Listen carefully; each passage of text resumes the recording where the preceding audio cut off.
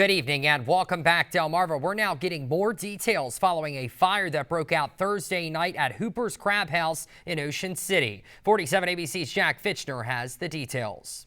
When we knew we had to evacuate because, the flames were, you could see them coming through the wall, and the kitchen just never stopped. They were still cooking. It was like, okay, guys, you got to get out of here. Ocean City Fire Chief Richie Bauer says firefighters arrived immediately and hooked up the hose line to contain the flames as quickly as possible. What we did find was a fire behind an appliance, a kitchen appliance, that had traveled vertically up through void spaces into the attic area and into the roof area. It was a very labor-intensive fire. We had to remove a lot of the interior finish. This is not the only collateral damage caused by the fire.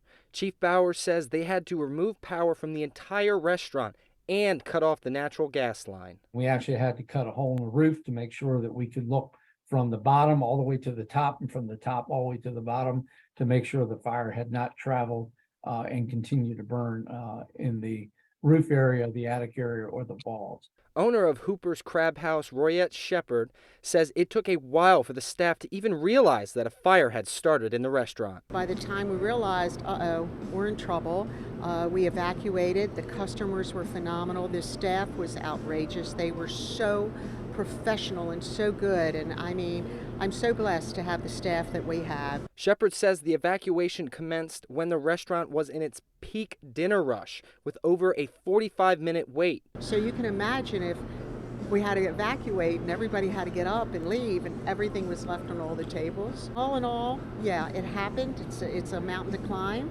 but we are so blessed that it wasn't worse and that nobody got hurt, and that I have such love and such a staff surrounding us. Absolutely. The most important part is that everyone was okay and that no one was injured. Absolutely. Well, owner Royette Shepard, who you just heard from there, and her staff are dedicated to repairing the restaurant, and they should actually be open as early as tomorrow. The Worcester County Fire Marshal's office determined that fire had started from an appliance in the kitchen. And at this time, we're going to throw things over to meteorologist Eric Alf for a look at your weekend forecast. Eric?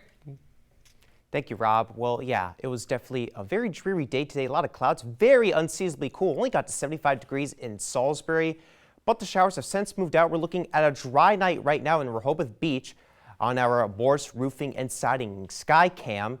And the temperatures are pretty cool right now, generally in the lower 70s, a few upper 60s, and through the overnight, we'll drop through the mid and upper 60s with pretty muggy conditions in place. Already a bit muggy right now with dew points in the lower 70s and a few upper 60s across the board. So we'll have to watch for some patchy fog through the overnight, but that will burn off by sunrise tomorrow. But something to keep in mind if you're going to be traveling for tonight. But the precipitation has since moved out. We're dry across the peninsula, just some cloud exhaust from some thunderstorms to our north and west, but that's since fizzled out with the loss of our daytime heating. But we could still be under threat for a shower or two through the overnight with the passage of this cold front, but that's going to bring in some more drier air for Saturday. So looking like a pretty pleasant day for Saturday and even Sunday as well, with temperatures in the 80s and no precipitation to speak of until this area flow pressure moves in for Monday, giving us some more unsettled conditions. But looking at a dry night for the overnight into the morning hours on Saturday with lots of sunshine in place. A few clouds working, high, thin clouds and some cumulus clouds for the afternoon hours. But still going to be dry. Very pleasant day all around. Temperatures in the 80s, some moderate humidity, but not very oppressive. And we will stay dry through the overnight hours by around 12 until the morning hours on Sunday.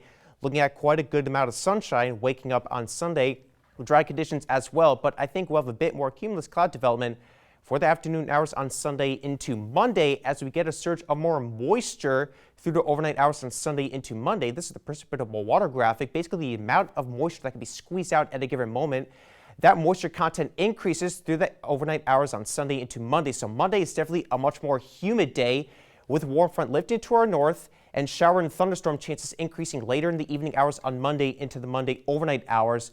And then the cold front pushes through, giving us dry conditions for Tuesday. Humidity decreases, and then the humidity really tanks by Wednesday as well. So looking like a great day on Wednesday as well. We just have to get through Monday. So pretty muggy for tonight. We'll go with 66 degrees to about 71. Lingering showers and more in the way of clearing skies by the morning hours. And we're looking really good for tomorrow. No complaints whatsoever on the Bracious Carpet Care dog walking forecast. So tomorrow's a great day with temperatures in the 80s with some humid conditions, but not overly oppressive humidity. But the humidity really increases Sunday night into Monday.